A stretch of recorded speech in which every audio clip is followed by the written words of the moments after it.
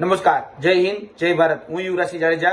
છેલ્લા કેટલાય સમયથી જે કાયમી શિક્ષક ભરતીની જે માંગણી છે એ યથાવત છે અને જે ટેટ ટાટ પાસ ઉમેદવારો છે તે પોતાની માંગણી અને પોતાની લાગણી સરકાર સમક્ષ વ્યક્ત કરતા આવ્યા છે।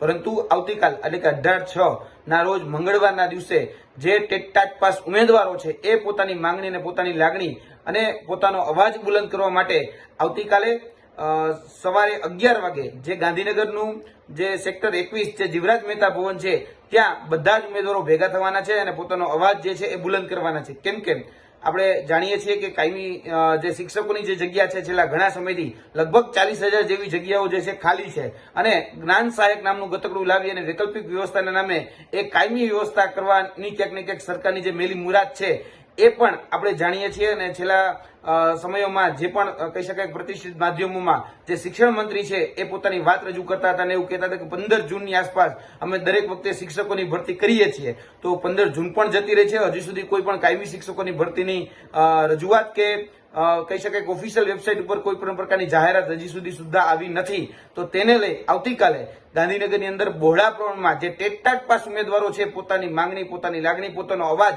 એ બુલંદ કરવા માટે ભેગા થઈ રહ્યા છે। તો દરેક ટેટ પાસ ઉમેદવારોને કહેવાનું તે આવતીકાલે બધા જ આજે ગાંધીનગર સેક્ટર 21 જે જીવરાજ મહેતા ભવન છે ત્યાં હાજર રહી અને પોતાની જે માંગણી છે, પોતાની જે લાગણી છે એ વ્યક્ત કરીએ। જય હિન્દ, જય ભારત।